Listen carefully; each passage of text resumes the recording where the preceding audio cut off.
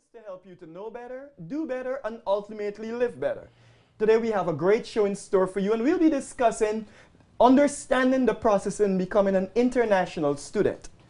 Every year, more than 97,000 students leave their hometown with the goal of becoming an international student and enjoying the luxury of success at a U.S. institution. However, one of the startling facts is only 10% of those students will succeed. 15% will run out of cash, and 30% will sadly quit school and stay at home, enjoying a low-paying job and losing out on their piece of the American dream. Today I have in studio with me Mr. Peter Ogbon, who is the International Student Advisor at Howard University, and we're going to discuss how do you learn to navigate this maze. How can you walk through becoming one of the 10% who enjoy success as an international student? Good afternoon, Mr. Ogbon. Thank you very much. Nice to have me here.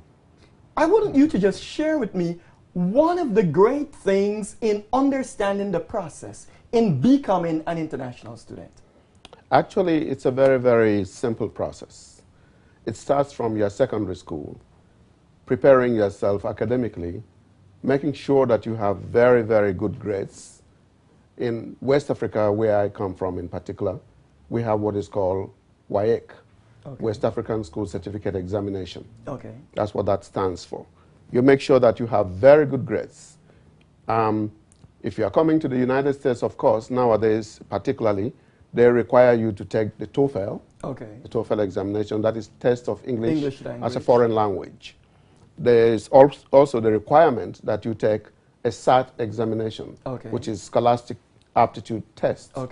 Now, having taken those, you pick up the application to any of the institutions you want to study in the United States, fill out the applications or application, and there's usually an an application fee. At Howard University, where I work, it is $45. And having sent in all those documents, normally they are very efficient. All the schools, as a matter of fact, they will tell you step by step what else you need to submit, whether or not you have completed your file. When the admission is processed, if you are accepted, you will be informed promptly. And if otherwise, of course, you'll get a letter of denial. So in all, it's a very simple process. So it's not a big maze as some people make it out to be. Absolutely not. So what I wanted you to do is help us to get through the steps. We're going to go through it step by step so people can understand what it is that makes you to move from being a student to becoming an international student. And apparently there seems to be a process instead of an event. So it's not one day you show up and become an international student. You have to go through a series of steps. Yes. And who do you consider the ideal college-bound candidate?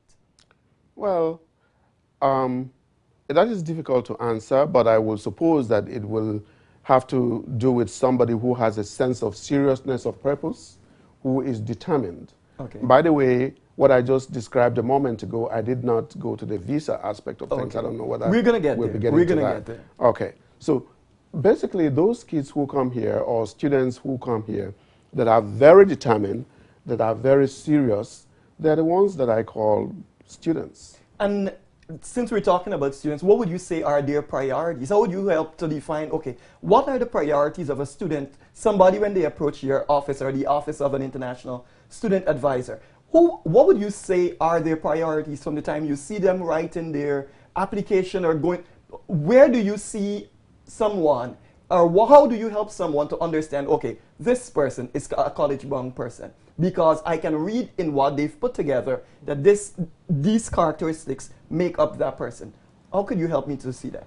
Well, that is, you determine that by the nature of the person, the kind of questions they ask. Sometimes it may just well be the area of specialization, the courses they take, how they attend classes. Those are the things that make you determine that kind of stuff. Okay, so basically we are saying, look, when you're becoming an international student or when you wanted to be a student at a U.S. institution, define your priorities in the way you ask questions, in the way you present yourself, Because I imagine your office receives thousands of email on a daily basis. All the time. And what are the three most important questions when you see, you would say, okay, this person seems as though they've gotten their act together?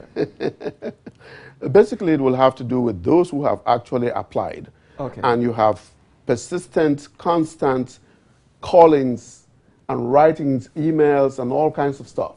They want to know where is my application, and where is the I-20, and all kinds of stuff. You just can't tell this one is really interested serious. and ready to come, determined. So it's not a person who's just, you know, like a fly-by-night. Exactly, Oh, you know, just put in I the just want to application know and if forget it's a about nice school everything. and if, yeah. Yes. So let's talk about the application now. Yes. I think that's where we take second step. So the first thing is understanding your priorities. The second thing now we deal with this application. Yes.